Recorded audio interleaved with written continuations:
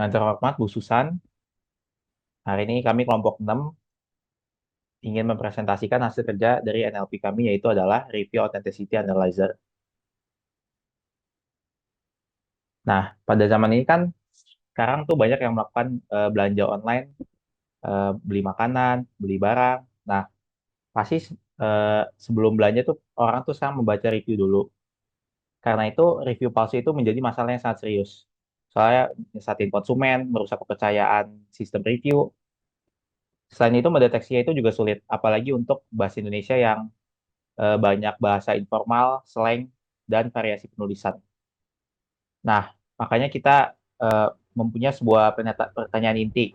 Bisakah NLP secara otomatis menilai apakah sebuah review itu asli atau palsu? Untuk menjawabnya, kami membuat beberapa tujuan. Nah, tujuan kami itu ada 4. Pertama, mengklasifikasikan review bahasa Indonesia menjadi asli atau palsu. Kedua, menampilkan hasil yang mudah ditafsirkan, yaitu skor keaslian dan kata-kata mencurigakan, bukan label doang. Ketiga, membandingkan kinerja model klasik sampai transformer. Dan keempat, mengimplementasikannya jadi aplikasi web yang mudah dipakai dan kita bisa memilih modelnya sendiri. Jadi untuk datasetnya itu kita menggunakan fake reviews dataset dari Kaggle yang ada label CG untuk palsu dan OR untuk asli. Nah, tapi ada masalah.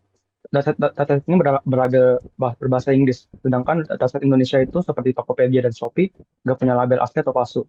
Jadi solusi kami itu eh, di proposal kita menerjemahkan dataset berlabel itu ke bahasa Indonesia, sehingga kami punya 40.000 review Indonesia yang seimbang. Cara ini valid karena label sebuah review itu nggak berubah saat teksnya diterjemahkan.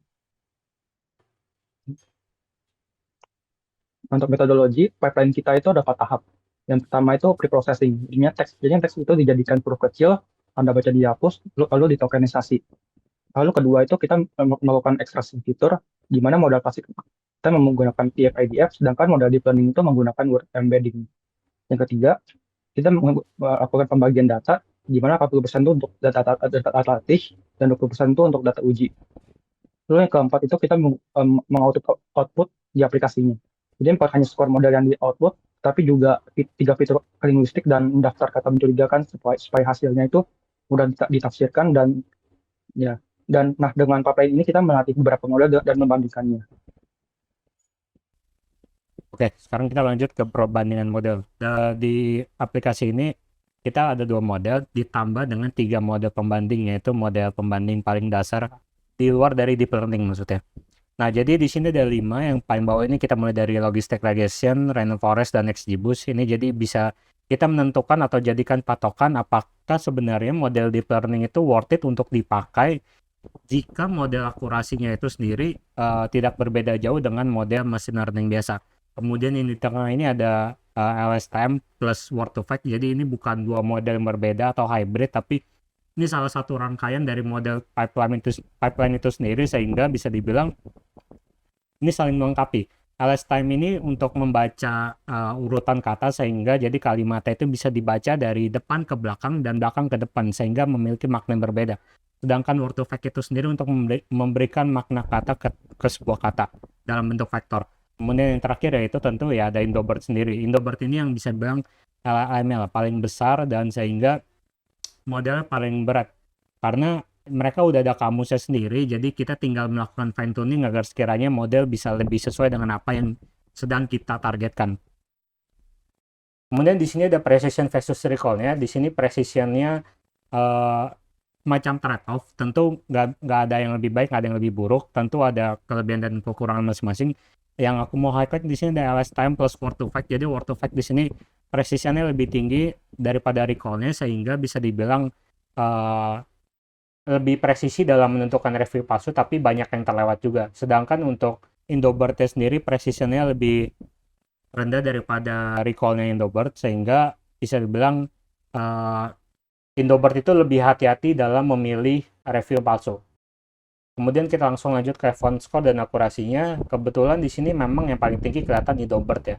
Sedangkan word to fact itu lebih rendah dan jaraknya sebenarnya nggak terlalu jauh sama logistic regression. Makanya kita butuh model pembanding agar sekiranya kita bisa lebih tahu gitu. Untuk Indobird sendiri sih kebetulan juga jarak antara F1 score dan akurasinya nggak terlalu beda jauh, sehingga berarti model kita tuh bisa diasumsikan benar dalam menilai reviewnya nanti atau enggak. Kalau sampai hasilnya jomplang antara F1 dan akurasinya, berarti ada kesalahan dalam penebakan model itu sendiri. Nah, ini untuk demo aplikasinya. Sebenarnya kita udah ada screenshotnya, tapi di sini kita langsung test drive aja biar kelihatan lebih bagus. Dan aku juga udah siapin di sini.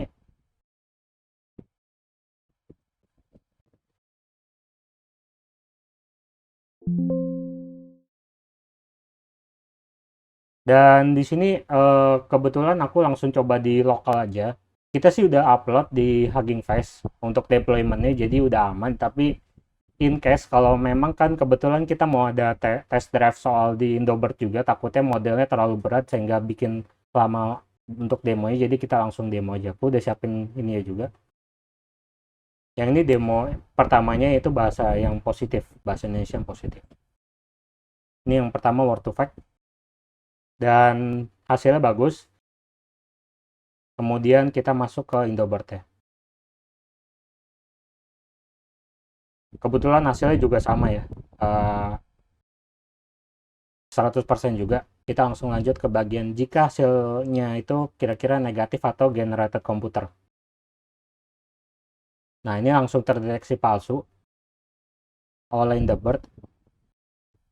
Dan di sini kelihatan, jadi fitur linguistik itu apa sih sebenarnya? Itu linguistik itu kayak suatu pengertian ketika kita ingin belajar suatu bahasa, sehingga ya ini kelihatan. Jadi di sini prediksi pola deep learning-nya ini 0%, makanya langsung dideteksi palsu. Kalau LSTM ini hasilnya lebih sedikit ini, tapi tetap terdeteksi palsu.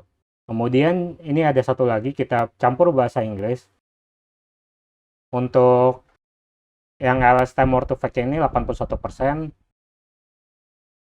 dan Indobird itu lebih tinggi, hampir 99%, karena memang Indobird itu kan dia kamusnya tuh bisa ada adaptasi sedikit lah sama bahasa Inggris, nggak terbatas sama dataset yang kita punya aja.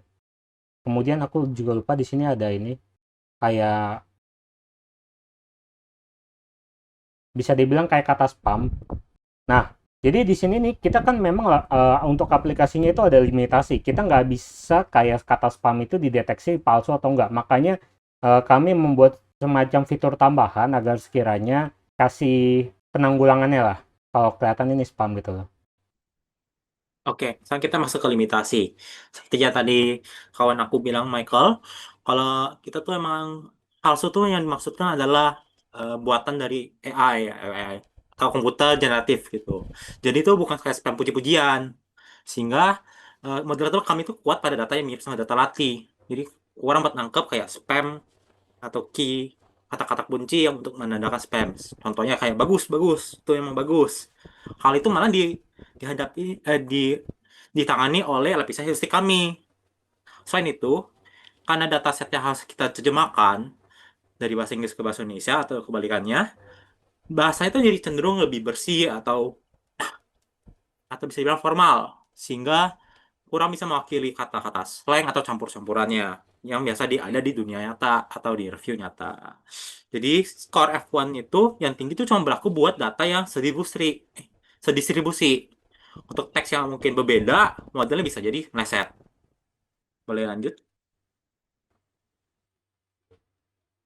Oke, untuk kesimpulannya, kami membangun website untuk analisa keaslian review berbahasa Indonesia dengan F1 score 0, dengan F1 score 93,7%, pakai model Indobird.